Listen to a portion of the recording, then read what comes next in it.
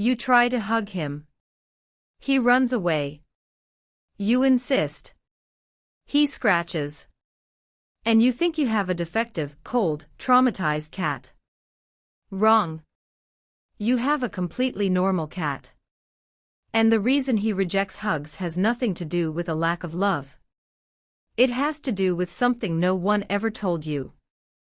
Researchers have just published studies that completely debunk the idea that cats who don't like hugs have problems.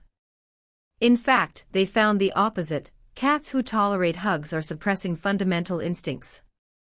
And issue number 3 will reveal why forcing physical affection may be destroying your cat's health.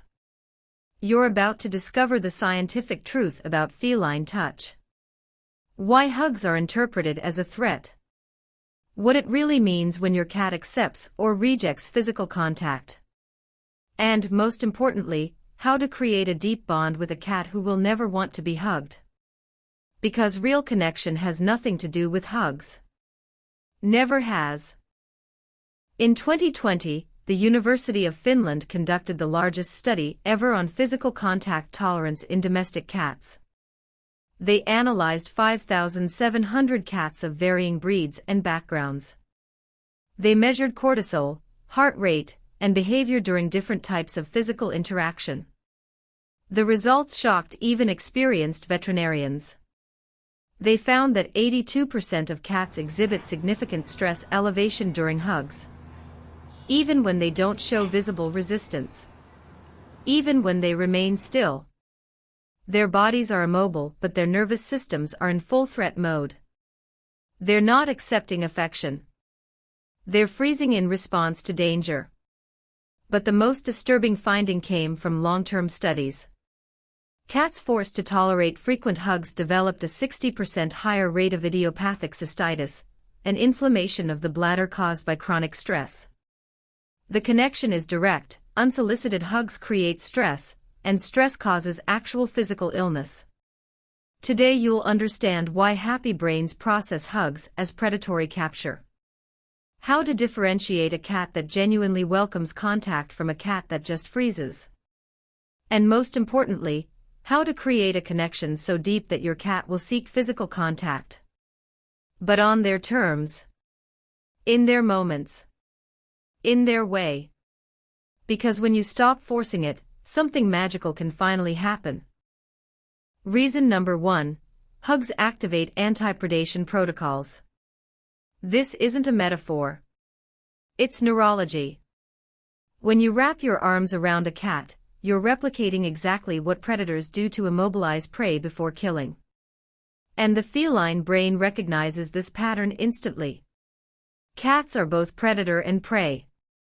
They have developed nervous systems that are extremely sensitive to movement restriction. In nature, being immobilized means imminent death. Eagles, coyotes, snakes, they all immobilize before killing. Millions of years of evolution have engraved themselves in the feline brain. Movement restriction equals maximum danger. Neuroimaging studies show that during hugs, even in seemingly calm cats, the amygdala, the fear processing center, activates intensely. It's not a tantrum. It's not coldness. It's an automatic survival response that the cat doesn't consciously control. The nervous system takes over before the rational part of the brain can process that you're not a threat. And here's the cruel detail: cats can learn to suppress their visible reaction. They stop fighting. They stay still. Owners interpret this as acceptance. But internally, their stress system is in overdrive. Cortisol is flooding. Heart rate is elevated. Breathing is shallow. They haven't relaxed. They've gone into a freeze state, the third threat response after fight or flight. So when your cat accepts hugs by staying still, they're not giving in out of love. They're giving up resisting because they've learned that resistance doesn't work. This isn't bonding. It's learned helplessness. And veterinary behaviorists document that cats with chronic learned helplessness develop urinary problems, redirected aggressive behavior, and feline depression. Reason number 2: cats are not contact primates. This seems obvious, but no one really processes the implications. Humans, monkeys, chimpanzees, primates evolved with constant touch as a bonding mechanism. Hugs, mutual grooming, prolonged physical contact. It's in our DNA. But it's not in theirs. Evolution has shaped radically different bonding systems in social versus solitary species. Primates live in groups with constant physical contact. Cats are solitary hunters who only meet to mate or gather resources. They never evolved the neurobiology to process prolonged contact as positive. Trying to force this is like trying to run Mac software on a PC. The system simply wasn't built for it. Comparative neurobiological studies show massive differences. Primates release enormous amounts of oxytocin during physical contact. Cats release minimal amounts. And only during specific types of touch, head grooming, cat-initiated contact, and short duration. Prolonged hugs. No oxytocin release. Only cortisol. This doesn't mean cats can't love or bond. It means feline bonding isn't expressed through prolonged physical contact. It's expressed through proximity without touch. Shared presence.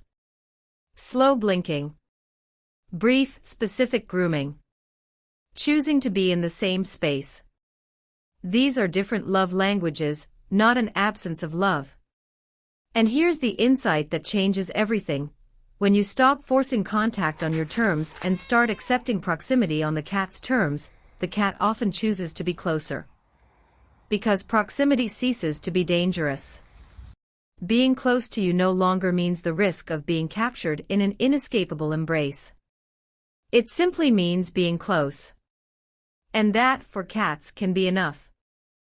Reason number 3, tactile sensory overload. Cats have a tactile sensory system dozens of times more sensitive than humans. Every hair is a sensor. Whiskers are organs of spatial perception. Skin has a density of tactile receptors that humans can't even imagine. And hugs massively assault this system.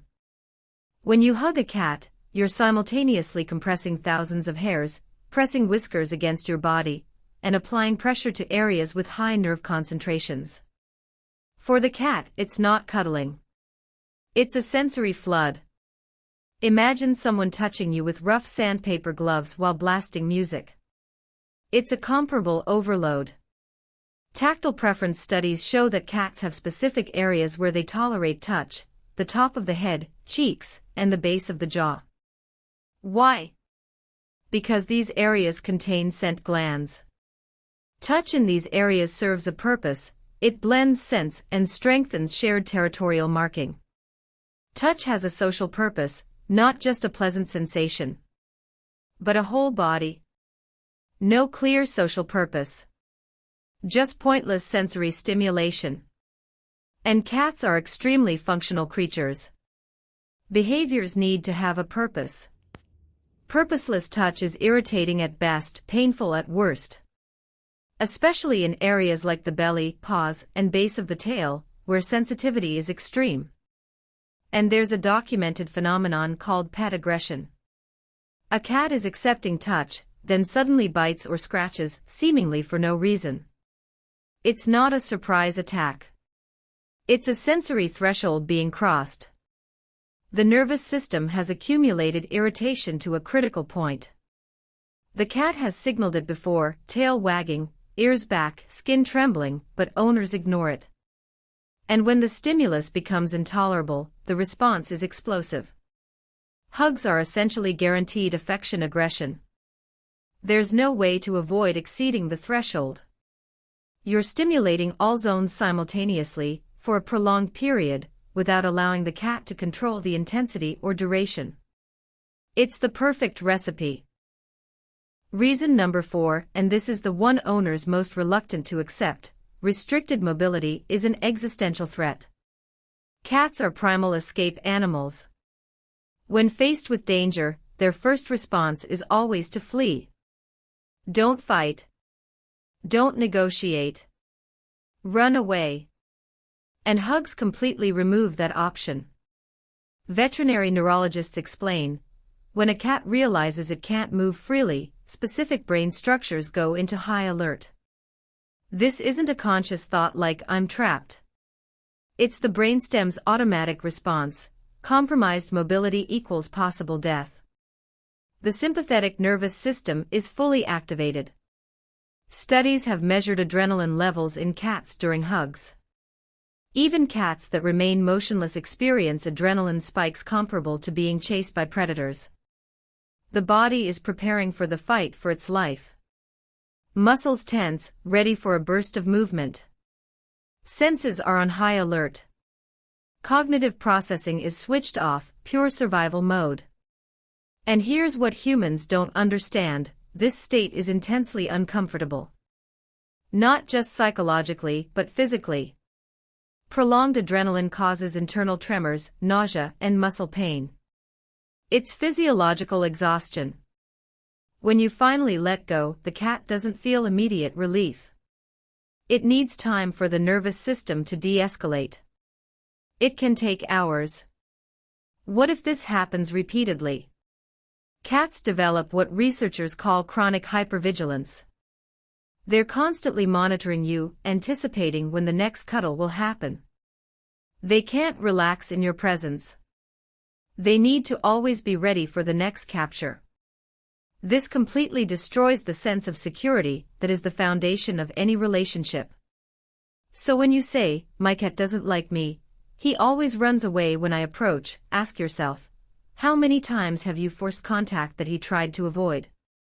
How many times have you held him when he tried to leave?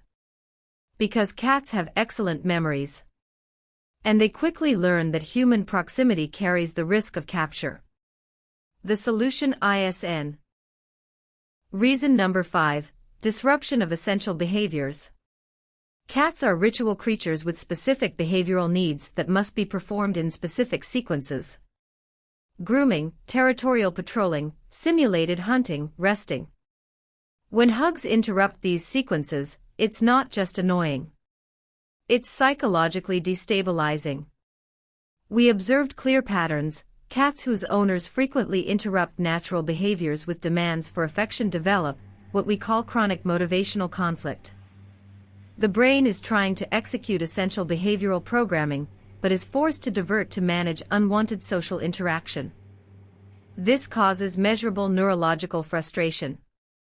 In severe cases, it leads to compulsive behaviors like overgrooming or redirected aggression.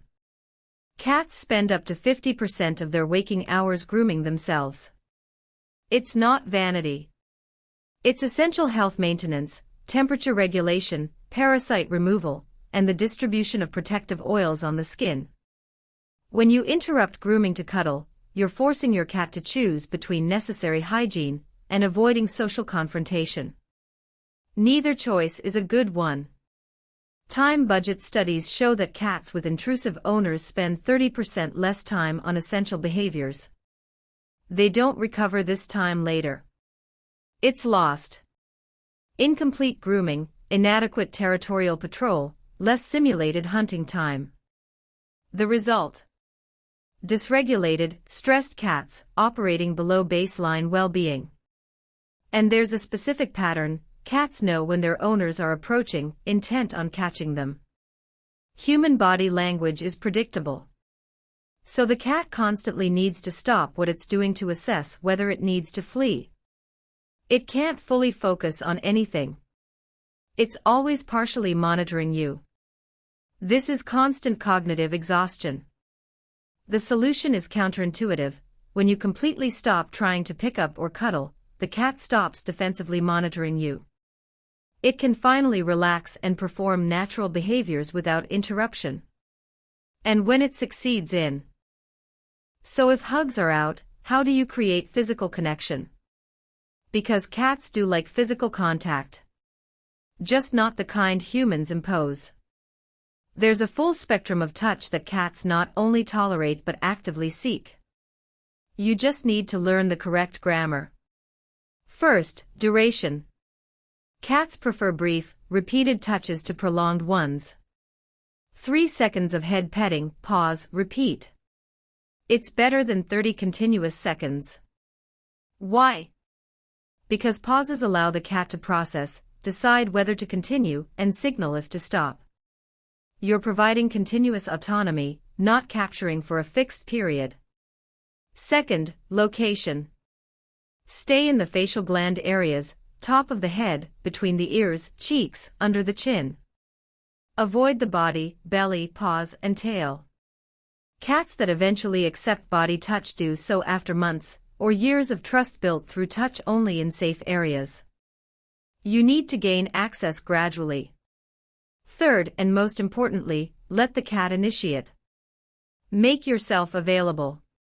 If he approaches and rubs against you, respond with a brief touch in the areas where he rubbed. He's literally marking where he wants to be touched. If he rubs his cheek against your hand, stroke his cheek. If he rubs his head, stroke his head. He's giving you an accurate map. And there's a specific technique that works with almost all cats, the two-finger touch. Not a full hand. Not broad pressure. Just 2 fingers in gentle circular motions on the facial areas. This replicates what cats do to each other during allo-grooming. It's recognizable as feline social behavior, not human capture. Research shows that cats exposed exclusively to this type of touch, brief, localized, self-initiated, develop a 5-fold increase in seeking physical contact over 6 months. They didn't become more tolerant. They became genuinely interested. Because physical contact stopped being a threat and became a genuine pleasure. But here's the liberating truth: deep connection with a cat doesn't require physical contact. Cats who never accept being touched can have bonds as deep as cats who cuddle. Humans just need to expand their definition of intimacy beyond the tactile. Slow blinking is direct affection. Cats do it to each other to communicate trust and affection. When you slow blink at your cat and they respond, you're having a complete affectionate exchange. It's not a metaphor. It's real language. And cats who refuse touch often become masters of the slow blink. It's their preferred channel of intimacy. Chosen proximity is a declaration of love. A cat that chooses to be in the same room as you, even without interaction, is saying something meaningful. It's choosing to share space. For solitary animals, this is a big deal. It doesn't need to be on your lap. Being 10 feet away, visible, relaxed. That's complete feline intimacy. Play is about bonding. When you simulate hunting with a toy and your cat participates intensely, you're collaborating in a shared activity. This creates a real neurological connection. Brains synchronize during collaborative play. It's like musicians playing together. You don't need touch to be deeply connected. A shared routine is demonstrated love. When your cat shows up in the same place at the same time, waiting for you, they're expressing trust and attachment. You've become a predictable and valued part of their world. This is bonding. It's no less valuable than a hug. For cats, it can be more meaningful. And selective vocalization is pure intimacy. Adult cats don't meow to each other. They only meow to humans. And they develop specific meows for specific humans. If your cat makes a sound only for you in specific contexts, that's private language. It's more intimate than physical contact because it's communication developed specifically for your relationship. 5 biological reasons. Each explains why hugs don't work for most cats. Anti-predation activation. Lack of neurobiology for contact. Sensory overload. Mobility restriction. Behavioral disruption. It's not about love or lack thereof. It's about biology incompatible with human infliction of affection. And here's the liberating truth: you don't need to hug your cat for him to love you. You don't need to force contact to have connection. In fact, the opposite is true. The more you respect his way of expressing affection, the more affection he'll willingly express. It's the simple math of autonomy and consent. Cats that hate hugs aren't broken. They're not cold. They're not traumatized. They're normal cats operating with the normal neurobiology of a solitary hunting species. They have the full capacity for love, bonding, and intimacy. Just not through prolonged physical restraint.